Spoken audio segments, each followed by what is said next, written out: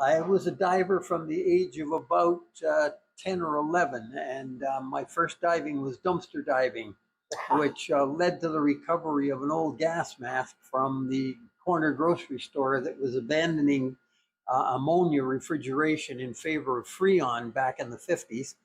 And I had the brilliant idea that if I just put a longer hose on that gas mask with the canister off it, that I'd be able to go deeper. And of course, began learning physics the hard way when I discovered that I couldn't breathe in when I was down more than about a foot.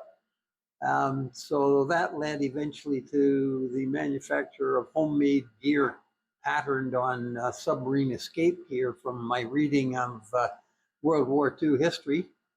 And I was diving with a device that was essentially a hookah, run off a little paint sprayer compressor, driven by a gas motor, which sounds like a dangerous combination, but I did know enough about carbon monoxide poisoning to know how to manage that part of it. But we did, it was an interesting gear because it didn't have a mouthpiece. It just, the air came in the side of the mask.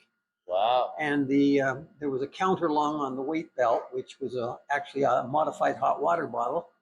And as long as you kept yourself in the right position, you were okay. But if you were upright in the water, the differential in pressure between the hot water bottle at the waist and your mask would result in all the air going out under the skirt of the mask, and there'd be no air to breathe.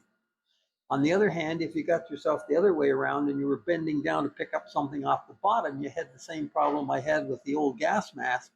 Your head was now below the hot water bottle and you couldn't suck the air down.